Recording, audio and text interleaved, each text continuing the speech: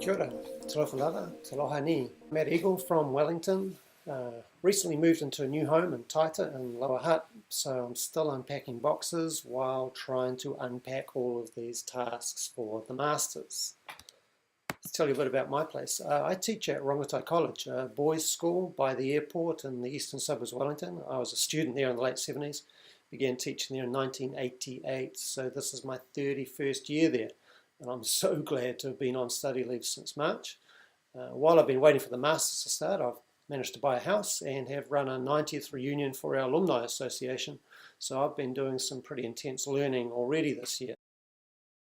The school I teach at, Rongotai College, is really diverse. The basic profile is 40% Pākehā, 30% Māori and Pacifica, and 30% other. And that other is not international fee-paying students.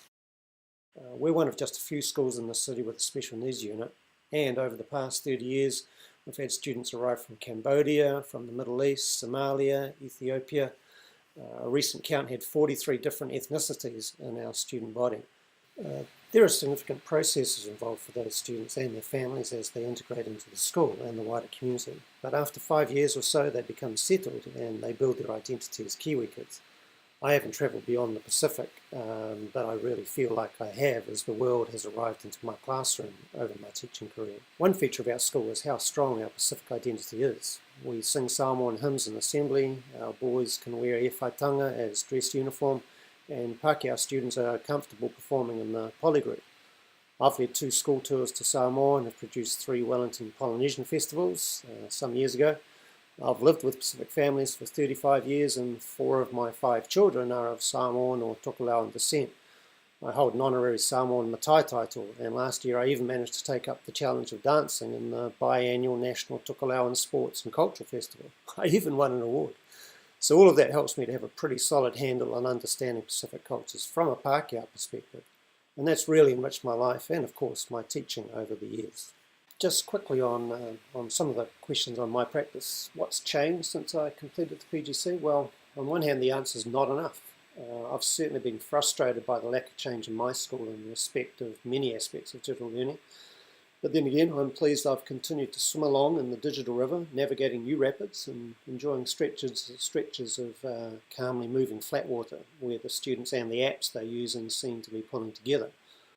All of us on this course learn by doing, I'm sure, and I'm pleased that I've kept on doing and trying new things. There's a line from one of the articles I reviewed for Tuia Te Kupu, which describes technology without pedagogy as being a fetished and empty experience.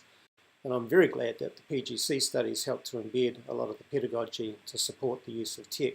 The best apps I've been using in the past few years, some before the PGC, but certainly many of them as a result, include Socrative, Kahoot, the commenting features of Google Apps, BlendSpace, PlayPosit for video comprehension tasks, Canva, Edmodo, and Slack. That's 8 apps just there, each of them doing something unique and definitely earning their place in my technology toolkit.